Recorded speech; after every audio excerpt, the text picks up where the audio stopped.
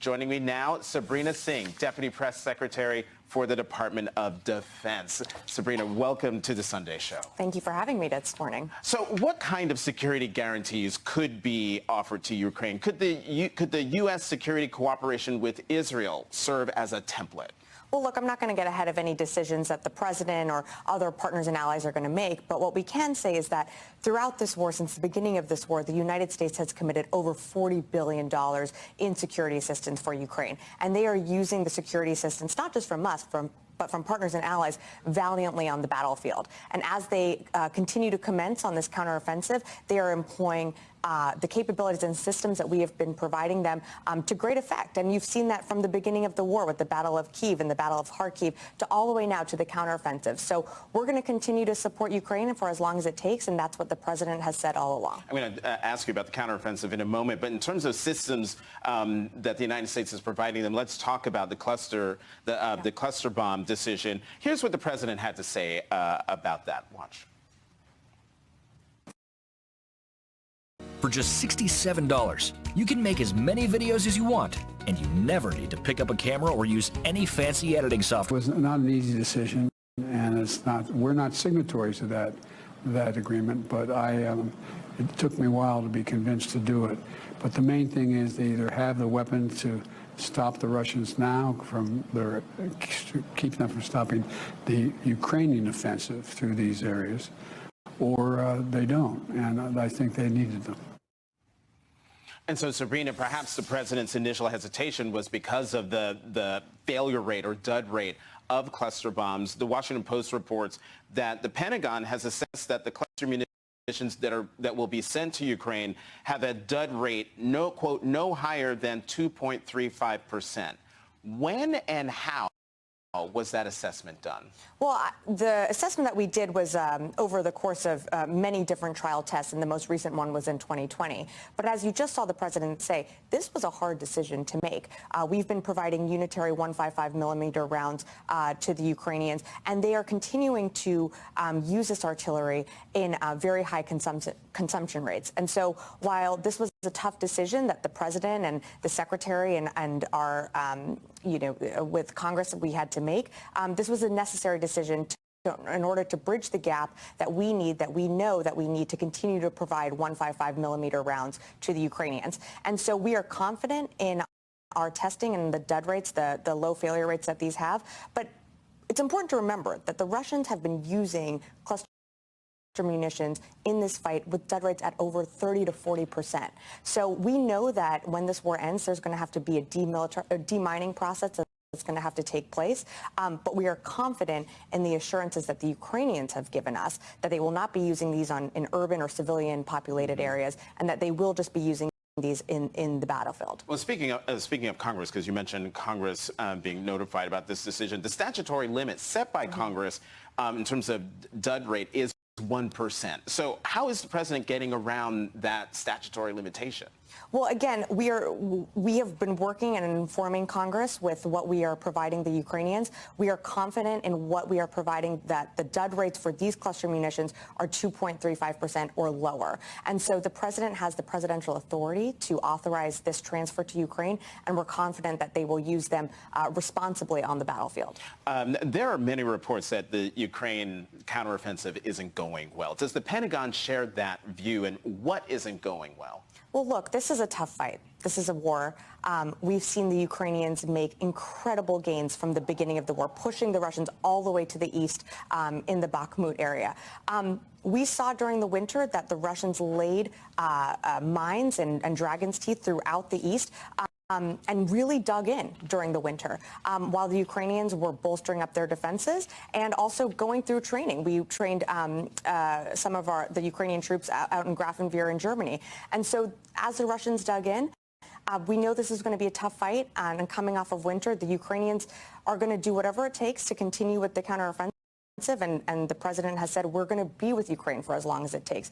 But this is a tough fight, and we'll let the Ukrainians speak more to their operations for themselves. So NBC News has exclusive reporting that reveals former U.S. officials have been holding secret talks with Russians believed to be close to the Kremlin with the, quote, aim of laying the groundwork for negotiation to end the war in Ukraine. According to sources, among those involved in these back-channel conversations are former Pentagon officials, including Mary Beth Long, a former Assistant Defense Secretary with deep experience in NATO issues. Is Secretary Austin aware of these back-channel conversations? Look, the Secretary is focused on making sure that Ukraine has what it takes to be successful in this counteroffensive.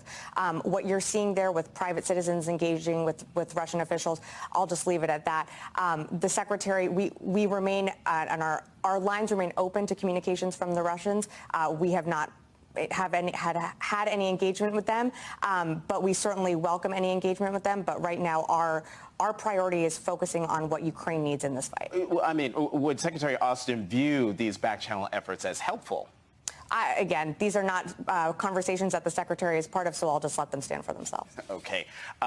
And then there's Senator Tommy Tuberville, of Republican of Alabama. He's been holding up more than 200 general and flag officer nominations over the Defense Department's new policy, abortion policy that provides paid time off and reimbursement of travel costs for service members who travel to get reproductive health care, to get an abortion. What's the impact of Tuberville's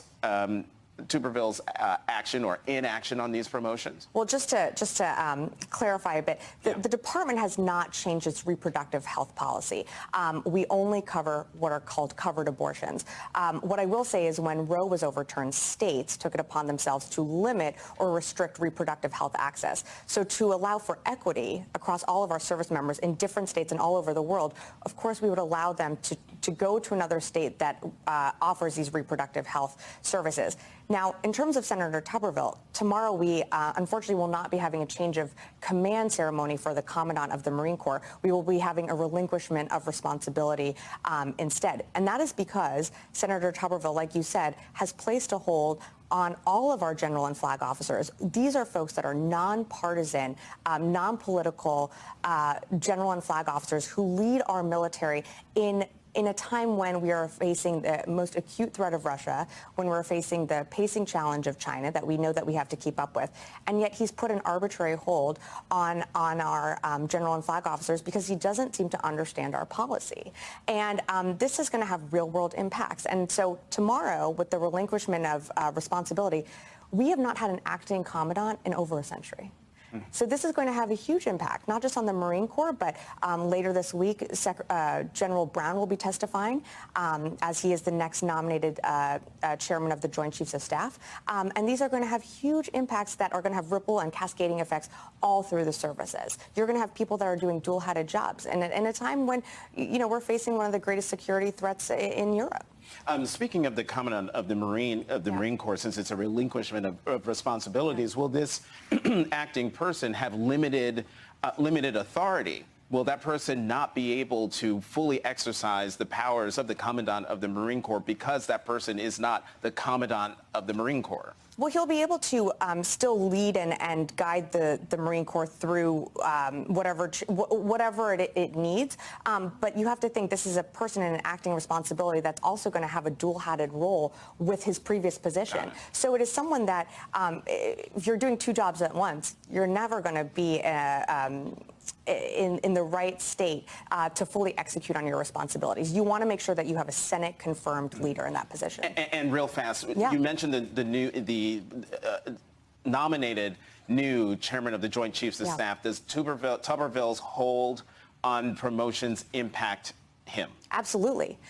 Senator Tuberville is the one that is holding up all of these holds. And so that directly impacts the chairman. And at a time, again, when we have the threat of Russia, the rising threat of China, for the president not to have a Senate-confirmed general officer giving his best military advice is incredibly damaging.